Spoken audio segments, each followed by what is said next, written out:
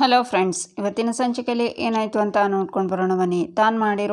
ಮಾಡ್ತಾ ಇರೋ ಕ್ರೈಮ್ ನೋಡಿ ಹೆಂಡತಿಯಲ್ಲಿ ಬಾಯಿ ಬಿಡ್ತಾಳೋ ಅನ್ನೋ ಭಯ ಕಾಡೋಕ್ಕೆ ಶುರುವಾಯಿತು. ಅದಕ್ಕೆ ಅವರಿಗೆ ಆಕ್ಸಿಡೆಂಟ್ ಮಾಡಿಸಿ ಕೊಲೆ ಮಾಡೋದಕ್ಕೆ ಮುಂದಾಗಿದ್ದು ಇದೇ famous lawyer. I am extremely sorry. ಇದೇ ಕ್ರಿಮಿನಲ್ ಜೆ.ಪಿ. ಭಗವಾನ್ ಕಿ ಕೃಪಾ ಯುವರ್ ಆನರ್. ಈ ಜೆ.ಪಿ.ಯಿಂದ ಗಾಯತ್ರಿ ದೇವಿಯವರು ಉಳ್ಕೊಂಡ್ರು ಅಂತಾರೆ RK. Objection your honour. My learn and friend. ಇದನ್ನೆಲ್ಲ ಯಾವ ಆಧಾರದ ಮೇಲೆ ಹೇಳ್ತಿದ್ದೀರೋ ಗೊತ್ತಾಗ್ತಿಲ್ಲ ಅಂತಾಳೆ ಭಾರ್ಗವಿಯವರೇ, ಆಧಾರ ಇಲ್ಲದೆ ಯಾರೂ ಕೋರ್ಟಿಗೆ ಬರೋದೇ ಇಲ್ಲ. ಅದರಲ್ಲೂ ನಾನು ಖಂಡಿತವಾಗ್ಲೂ ಬರೋದಿಲ್ಲ ಯುವರ್ ಆನರ್. ನವಮಿ ಟ್ರಸ್ಟ್ನ ಎಲ್ಲ ಡಾಕ್ಯುಮೆಂಟ್ಸು ಜೆ.ಪಿ. ಪಾಟೀಲ್ ಅವರ ಹೆಸರಲ್ಲೇ ಇದೆ ಆ್ಯಂಡ್ ಎಲ್ಲ ಸಾಕ್ಷಿಗಳು ಜೆ.ಪಿ. ಪಾಟೀಲ್ ಅವರ ವಿರುದ್ಧ ಹೇಳೋದಕ್ಕೆ ಸಿದ್ಧವಾಗಿದ್ದಾರೆ ಯುವರ್ ಆನರ್. ಇಷ್ಟಾದರೂ ಭಾರ್ಗವಿಯವರು ಅಮಾಯಕ ಸಂತ್ರಸ್ತೆ ಗಾಯತ್ರಿ ದೇವಿ ಮೇಲೆ ಅಪವಾದವನ್ನು ಹೊರಿಸ್ತಾ ಇದ್ದಾರೆ ಯುವರ್ ಆನರ್. ಒಂದು ಹೆಣ್ಣಿಗೆ ಇನ್ನೊಂದು ಹೆಣ್ಣು ಶತ್ರುವಾಗಿ ನಿಂತಿರೋದು ತುಂಬ ಬೇಸರ ಆಗ್ತಿದೆ ಯುವರ್ ಆನರ್. ಈಗ ನಾನು ಮಾತಾಡೋ ಸಮಯ ಮುಗಿದಿದೆ. ಇನ್ಮುಂದೆ ನಮ್ಮ ಸಾಕ್ಷಿಗಳು ಮಾತಾಡ್ತವೆ ಅಂತ ಸಾಕ್ಷಿನ ಕೊಡ್ತಾರೆ ಆರ್.ಕೆ. ಈಚೆ ನಿರ್ಮಲಾ ಹಾಸ್ಪಿಟಲ್ನಲ್ಲಿ ಹೊರಗಡೆ ಕೂತ್ಕೊಂಡು ಯಾಕೋ ತುಂಬ ಟೆನ್ಷನ್ ಆಗ್ತಿದೆ ಜಗನ್. ಅರ್ಜುನ್ಗೆ ಏನಾದರೂ ಹೆಚ್ಚು ಕಮ್ಮಿ ಆಗಿಬಿಟ್ರೆ ಅಂತಾರೆ. ಅತ್ತಿಗೆ ಬಿಡ್ತು ಅನ್ನಿ, ಅರ್ಜುನ್ ಹುಷಾರಾಗ್ತಿದ್ದಾನಲ್ಲ, ಅವನ್ನೆಲ್ಲ ನೋಡ್ಕೋತಾನೆ. You don't worry. ಇಷ್ಟೊಂದು ಯಾಕೆ ಟೆನ್ಷನ್ ಮಾಡ್ಕೋತಿದ್ದೀರಾ? ಟೆನ್ಷನ್ ಆಗದೆ ಇರುತ್ತೆ ಜಗನ್. ನನಗೆ ನಂಬಿಕೆ ಇದ್ದಿದ್ದೆ ನನ್ನ ಮಗನ ಮೇಲೆ. ಆದರೆ ಅವನು ಈಗ ಭಾರ್ಗವಿನ ನಂಬಿ ಸುಮ್ಮನಾಗ್ತಿದ್ದಾನೆ. ಜೆ.ಪಿ. ಪರವಾಗಿ ಭಾರ್ಗವಿ ಕೋರ್ಟ್ಗೆ ಹೋಗ್ತಿರೋದು ಕಟ್ಕೊಂಡ್ ಕೈಗೆ ಕುರಿ ಕೊಟ್ಟಿರೋ ಹಾಗೆ ಅನಿಸ್ತಿದೆ. ಅವಳನ್ನು ನಂಬೋಕ್ಕೆ ನನ್ನ ಮನಸ್ಸೇ ಒಪ್ತಿಲ್ಲ ಜಗನ್. ನನಗೆ ಜೆ.ಪಿ. ಆಚೆ ಬರ್ತಾರೋ ಇಲ್ವೋ ಅಂತ ತುಂಬ ಭಯ ಆಗ್ತಿದೆ ಅಂತಾರೆ ನಿರ್ಮಲಾ. ಅತ್ತಿಗೆ, ನಿಮ್ಮ ಭಯ ಆತಂಕ ಎಲ್ಲ ನನಗೆ ಅರ್ಥ ಆಗುತ್ತೆ, ಅದನ್ನು ನಾನು ಒಪ್ಕೋತೀನಿ. ಆದರೆ ಅರ್ಜುನ್ ಅಷ್ಟೊಂದು ಕಾನ್ಫಿಡೆಂಟ್ ಆಗಿದ್ದಾನೆ ಅಂದರೆ ಭಾರ್ಗವಿ ಹತ್ರ ಏನೋ ಸಾಕ್ಷಿ ಇದೆ ಅಂತ ಅರ್ಥ ಅಲ್ವಾ ಅಂತಾರೆ ಜಗನ್. ಅವಳಿಗೆ ಅಷ್ಟು ಬುದ್ಧಿ ಇದ್ದಿದ್ರೆ ಅವಳು ಆ ಗಾಯತ್ರಿ ದೇವಿನ ನಂಬ್ತಾನೆ ಇರಲಿಲ್ಲ, ನಂಬಿ ಮನೆಗೆ ಕರ್ಕೊಂಡು ಬರ್ತಾನೆ ಇರಲಿಲ್ಲ. ಭಾರ್ಗವಿ ಮುಖಾಂತರ ನಮ್ಮ ಮನೆಗೆ ಬಂದು ಏನೆಲ್ಲ ಮಾಡಿಬಿಟ್ಲು ಆ ಗಾಯತ್ರಿ. ಅವತ್ತು ನಾವೆಲ್ಲ ಭಾರ್ಗವಿನ ನಮ್ಮ ಸೊಸೆ ಅಂತ ಒಪ್ಕೊಳ್ಳೋ ನಿರ್ಧಾರ ತಗೊಂಡಿದ್ವಿ. ಆದರೆ ಅವಳು ಎಂಥ ನಂಬಿಕೆ ದ್ರೋಹ ಮಾಡಿಬಿಟ್ಲು. ಇಷ್ಟು ದಿನ ನಮ್ಮ ಅರ್ಜುನ್ ಹತ್ರ ಎಲ್ಲ ವಿಷಯನೂ ಮುಚ್ಚಿಟ್ಟವಳು ಅವಳು. ನೀವೆಲ್ಲ ಏನೇ ಹೇಳಿದ್ರು ಆ ಭಾರ್ಗವಿನ ನಂಬೋದಕ್ಕೆ ನನಗೆ ತುಂಬ ಕಷ್ಟ ಆಗ್ತಿದೆ ಅಂತಾರೆ ನಿರ್ಮಲಾ. ಅತ್ತಿಗೆ, ಅವಳನ್ನು ಸೊಸೆಯಾಗಿ ನೋಡಬೇಡಿ, ಲಾಯರ್ ಆಗಿ ಕನ್ಸಿಡರ್ ಮಾಡಿ ಅಂತ ಅರ್ಜುನ್ ಹೇಳಿದಾನಲ್ಲ. ಇವತ್ತು ವಾದ ಮಾಡ್ತಿರೋದು, ಕೋರ್ಟ್ಗೆ ಹೋಗಿರೋದು ಭಾರ್ಗವಿಯಲ್ಲಿ. ಆದರೆ ಆ ಸಾಕ್ಷಿಗಳನ್ನು ಕಲೆಕ್ಟ್ ಮಾಡಿರೋದು ಯಾರು ಹೇಳಿ? ನಮ್ಮ ಮಗ ಅರ್ಜುನ್. ಏನು ಚಿಂತೆ ಮಾಡಬೇಡಿ ಅತ್ತಿಗೆ, ಜೆ.ಪಿ. ಅಣ್ಣಂಗೆ 100% ಏನೂ ಆಗೋದಿಲ್ಲ ಅಂತಾರೆ ಜಗನ್. ಈಚೆ ಆರ್.ಕೆ. ಯುವರ್ ಆನರ್, ಈಗ ತಮ್ಮ ಕೈನಲ್ಲಿರೋದು ಜೆ.ಪಿ. ಅವರ ಬ್ಯಾಂಕ್ ಟ್ರಾನ್ಸಾಕ್ಷನ್ ಡೀಟೇಲ್ಸ್. ನವಮಿ ಟ್ರಸ್ಟ್ಗೆ ವಿದೇಶದಿಂದ ಭಾರೀ ಪ್ರಮಾಣದಲ್ಲಿ ಫಂಡ್ಸು, ಡೊನೇಷನ್ಸು ಬಂದಿದೆ. ಅವೆಲ್ಲನೂ ಜೆ.ಪಿ. ಅವರ ಮತ್ತೊಂದು ಬ್ಯಾಂಕ್ ಅಕೌಂಟ್ಗೆ ಕ್ರೆಡಿಟ್ ಆಗಿದೆ. I am a right?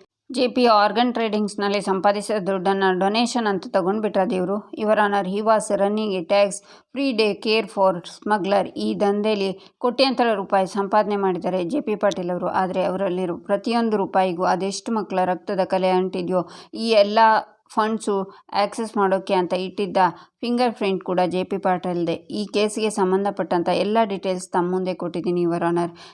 ಹೇಗಿದ್ದ JP. ನೀವು? ಈ ಕಾನೂನು, ಈ ಕೋರ್ಟು, ಈ ಪದವಿ ಎಂಥ ಒಳ್ಳೆ ಹೆಸರು ತಂದುಕೊಟ್ಟಿತ್ತು ಜೆ.ಪಿ. ನಿಮಗೆ. ಇಷ್ಟು ಒಳ್ಳೆ ಸ್ಥಾನದಲ್ಲಿ ಇದ್ಕೊಂಡು ಯಾಕೆ ವೈ ಜೆ.ಪಿ. ಇಂಥ ನೀಚ್ ಕೆಲಸ ಮಾಡಿದ್ದೀರಾ? ಅದೆಷ್ಟು ಜನ ಅಡ್ವೊಕೇಟ್ಸ್, ಬಾರ್ ಕೌನ್ಸಿಲ್ ಮೆಂಬರ್ಸ್ನ ಅವರು ನಿಜಾಯಿತಿಯಾಗಿ ನಡ್ಕೊತಿಲ್ಲ ಅಂತ ಸಸ್ಪೆಂಡ್ ಮಾಡಿಸಿದವ್ರು ನೀವು. ಲಾಯರ್ ಆದವರು ಹೇಗಿರಬೇಕು ಅಂತ ಪಾಠ ಮಾಡೋದ್ರಲ್ಲಿ ಹೆಸರು ಮಾಡಿದವ್ರು ನೀವು. ಕೊನೆಗೆ ನೀವೇ ಲಾಯರ್ ವೃತ್ತಿಗೆ ಕಳಂಕ ಆಗಿ ಹೋದ್ರಲ್ಲ ಜೆ.ಪಿ. ಎಲ್ಲರ ಮುಂದೆ ಗಜಗಾಂಭೀರ್ಯದಲ್ಲಿ ಓಡಾಡ್ತಿದ್ದವರು ನೀವು. ಇವತ್ತು ಕೆಸರಲ್ಲಿ ಬಿದ್ದಿರೋ ಆನೆ ಆಗಿದ್ದೀರಾ. ನಿಮಗೆ ದುಡ್ಡೇ ಬೇಕೇ ಬೇಕು ಅಂದಿದ್ರೆ ನಿಮ್ಮ ಗೆಳೆಯ ಶಕ್ತಿ ಪ್ರಸಾದ್ಗೂ ಅಥವಾ ನಿಮ್ಮ ಹಿತೈಷಿ ನನ್ನನ್ನು ಕೇಳಬೇಕಾಗಿತ್ತು. ಸರಿಯಾದ ನ್ಯಾಯದ ದಾರಿ ತೋರಿಸ್ಕೊಡ್ತಿದ್ವಿ ನಾವು ನಿಮಗೆ. ಅದು ಬಿಟ್ಟು ಏನಿದು ಚಿಕ್ಕ ಮಕ್ಕಳನ್ನು ಕಿಡ್ನಾಪ್ ಮಾಡೋದಂತೆ, ಅವ್ರ ಆರ್ಗನ್ಸ್ನ ತೆಗೆದು ಮಾರೋದಂತೆ. ಹೇಳೋದಕ್ಕೆ ಹಿಂಸೆ ಆಗ್ತಿದೆ ನನಗೆ ಯುವರ್ ಆನರ್. ಇವ್ರು ಮಾಡಿರೋ ಅಪರಾಧಿಗಳ ಬಗ್ಗೆ ಮಾತಾಡೋಕ್ಕೆ ನನ್ನ ಹತ್ರ ಏನು ಉಳಿದಿಲ್ಲ ಅಂತಾರೆ ಆರ್.ಕೆ. ಈಚೆ ಅರ್ಜುನ್, ಇದೊಂದು ವಿಷಯದಲ್ಲಿ ಭಾರ್ಗವಿಯವ್ರ ಮೇಲೆ ನನಗೆ ನಂಬಿಕೆ ಇದೆ ಮಾವ. ಆ ಆರ್.ಕೆ. ಶಕ್ತಿ, ಗಾಯತ್ರಿ ದೇವಿ, ಅದು ಯಾರೇ ಬಂದರೂ ಭಾರ್ಗವಿಯವರು ಹೆದರಲ್ಲ ಅಂತಾನೆ. ಏ ಅಳಿಮಯ್ಯ, ನಾನು ಇದಕ್ಕೆಲ್ಲ ಹೆದರ್ಕೋಬೇಡ. ಅಲ್ಲಿರೋದಿಲ್ಲ ಯಾರು, ನನ್ನ ಮಗಳು ಕಾಳಿ, ಮಹಾಕಾಳಿ, ಅವರನ್ನೆಲ್ಲ ಧ್ವಂಸ ಮಾಡಿಬಿಡ್ತಾಳೆ. ನೋಡಳಿಮಯ್ಯ, ನೀನೇನು ಟೆನ್ಷನ್ ತಗೋಬೇಡ, ನೀನು ಆರಾಮಾಗಿರು ಅಂತಾನೆ ಶ್ರೀಮಂತ. ಆದರೂ ಯಾಕೋ ಮನಸ್ಸು ತಡಿತಿಲ್ಲ. ಪೊನ್ನಪ್ಪ ಅಂತ ಕೋರ್ಟಲ್ಲಿದ್ದಾರೆ, ಅವರಿಗೆ ಒಂದು ಸಲ ಫೋನ್ ಮಾಡಿ ಕೋರ್ಟಲ್ಲಿ ಏನೇನು ನಡೀತಿದೆ ಅಂತ ವಿಚಾರಿಸ್ತೀಯಾ ಅಂತಾನೆ ಅರ್ಜುನ್. ಯಾರು? ಪೊನ್ನಪ್ಪನ ಅಂತ ಫೋನ್ ತಗೊಂಡು ನಂಬರ್ ಡಯಲ್ ಮಾಡಿ ಆಚೆ ಹೋಗ್ತಾನೆ ಶ್ರೀಮಂತ. ಡ್ಯಾಡ್, ನನ್ನ ಜೀವ, ಆ ಜೀವನ ಕಾಪಾಡೋ ಕೆಲಸನ ನಿಮಗೆ ಕೊಟ್ಟಿದ್ದೀನಿ ಭಾರ್ಗವಿ, ದಯವಿಟ್ಟು ಅವರನ್ನು ಉಳಿಸ್ಕೊಡಿ ಪ್ಲೀಸ್ ಭಾರ್ಗವಿ ಅಂತಾನೆ ಅರ್ಜುನ್. ಈಚೆ RK your honour JP Patil ಅವರಿಗೆ ಯಾವುದೇ ಕಾರಣಕ್ಕೂ ಬೇಲ್ ಕೊಡಬಾರ್ದು ಮತ್ತು ಈ ಕ್ಷಣದಿಂದ ಅವ್ರ ಬ್ಯಾಂಕ್ ಅಕೌಂಟ್ನ ಫ್ರೀಸ್ ಮಾಡಬೇಕು ಅಂತ ತಾನು ತಮ್ಮಲ್ಲಿ ಕೇಳ್ಕೊತೀನಿ ಯುವರ್ ಆನರ್ ಅಂತಾರೆ.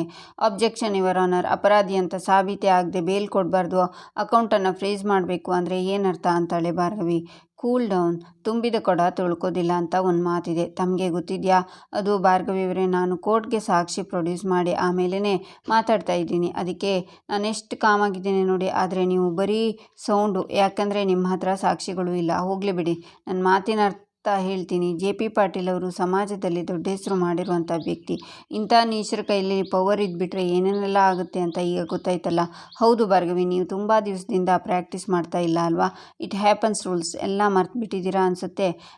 ಡೋಂಟ್ ವರಿ, ನಾನು ನನ್ನ ಅಸಿಸ್ಟೆಂಟ್ಗೆ ಹೇಳಿ ಒಂದೊಳ್ಳೆ ಬುಕ್ನ ಗಿಫ್ಟ್ ಕೊಡಿಸ್ತೀನಿ. ಚಿಕ್ಕ ಮಕ್ಕಳ ಕೈಯಿಂದ ಚಾಕ್ಲೇಟ್ ಕಸ್ಕೊಂಡ್ರೆ ಅಳ್ತಾವಲ್ಲ, ನಿಮ್ಮನ್ನು ನೋಡಿದರೆ ನನಗೆ ಹಾಗೆ ಅನಿಸ್ತಿದೆ ರೀ ಅಂತಾರೆ ಆರ್ಕೆ.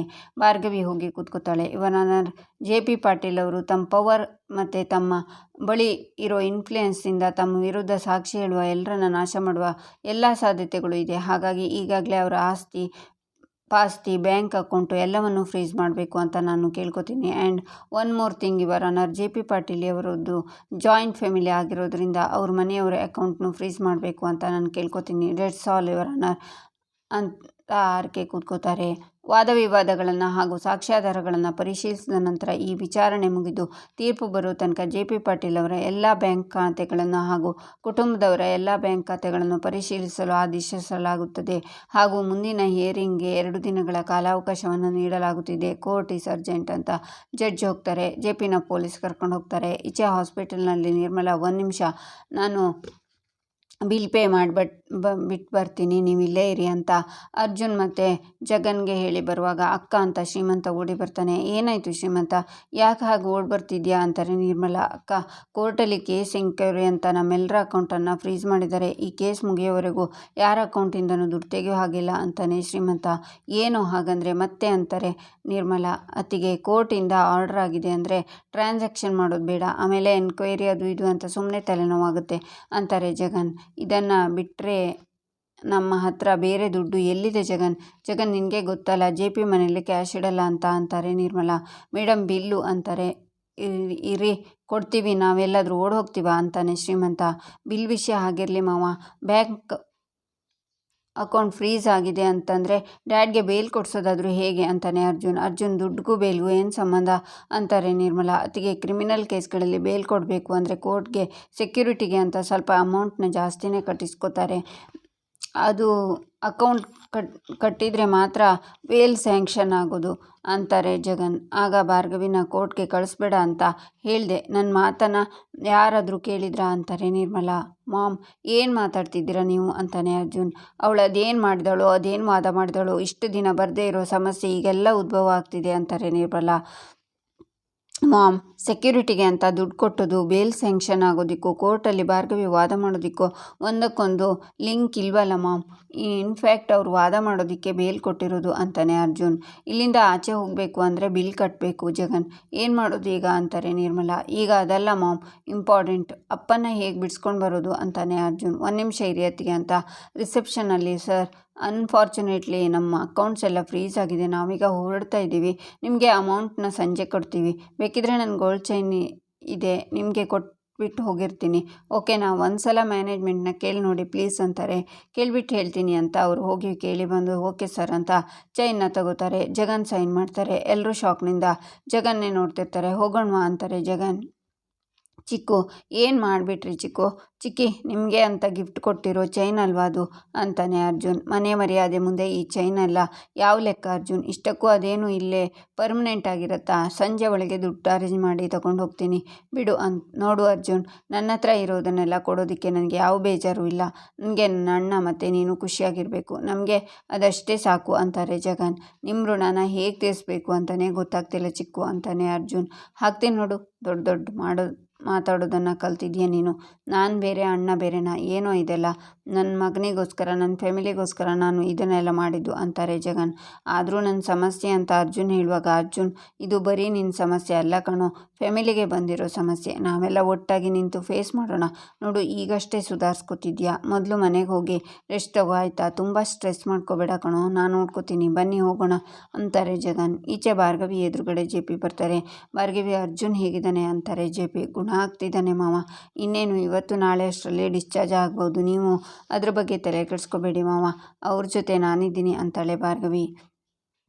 ನೀನು ಹೀಗೆ ನನಗೋಸ್ಕರ ಮತ್ತೆ ಕೋರ್ಟ್ಗೆ ಬರ್ತೀಯ ಅಂತ ನಾನು ಅಂದ್ಕೊಂಡಿರಲಿಲ್ಲ. ಚಿಕ್ಕವನಿದ್ದಾಗ ಪ್ರೀತಿ, ಕರುಣೆ, ಮನುಷ್ಯತ್ವ ಅಂತ ಇದ್ದವನು ವಯಸ್ಸಾಗ್ತಿದ್ದ ಹಾಗೆ ಅದನ್ನೆಲ್ಲ ಮರ್ತುಬಿಟ್ಟೆ. ನಾನು ನನ್ನ ಕೆಲಸ, ನನ್ನ ದೊಡ್ಡಸ್ತಿಗೆ ಇವುಗಳು ಮಾತ್ರ ಉಳ್ಕೊಂಡ್ಬಿಡ್ತು. ಅದೇ ದುಷ್ಟ ಬುದ್ಧಿಲಿ ನಿನ್ನನ್ನು ಕೋರ್ಟಿಂದ ಆಚೆ ಇಡೋ ಸಂಚು ಮಾಡಿದೆ. ಆದರೆ ಅದನ್ನೆಲ್ಲ ಮರೆತು ನೀನು ನನ್ನನ್ನು ಉಳಿಸ್ಕೊಳ್ಳೋಕ್ಕೆ ಬಂದಿದ್ಯಾ ಅಂತ ಜೆ ಪಿ ಕೈ ಮುಗಿತಾರೆ. ಆಗ ಭಾರ್ಗವಿ, ಮಾವ ಅಂತ ಅವ್ರ ಕೈ ಹಿಡ್ಕೊಂಡು, ಹಳೆ ವಿಷಯ ಎಲ್ಲ ಯಾಕೆ ಮಾವ, ನಡೆಯೋದೆಲ್ಲ ಜೀವನದ ಪಾಠ ಅಂತ ದೊಡ್ಡೋರು ಹೇಳಿಲ್ವಾ, ಆಗಿನ ಪರಿಸ್ಥಿತಿ ಹಾಗಿತ್ತು, ಏನೇನೋ ನಡೆದೋಯ್ತು. ಈ ಮೊದಲು ನನ್ನಿಂದಾಗಿರೋ ತಪ್ಪನ್ನೆಲ್ಲ ತಿದ್ಕೊಳ್ಳೋಕೆ ನನಗೆ ಇವಾಗೊಂದು ಅವಕಾಶ ಸಿಕ್ಕಿದೆ. ಅಪ್ಪಂಗೋಸ್ಕರ ಕೆಲಸ ಬಿಟ್ಟಿದ್ದೆ, ಆದರೆ ಇವಾಗ ಅಪ್ಪನ ಸ್ಥಾನದಲ್ಲಿರೋ ನಿಮಗೋಸ್ಕರ ಮತ್ತೆ ಕೆಲಸ ಮಾಡ್ತಿದ್ದೀನಿ ಅಂತಾಳೆ ಭಾರ್ಗವಿ.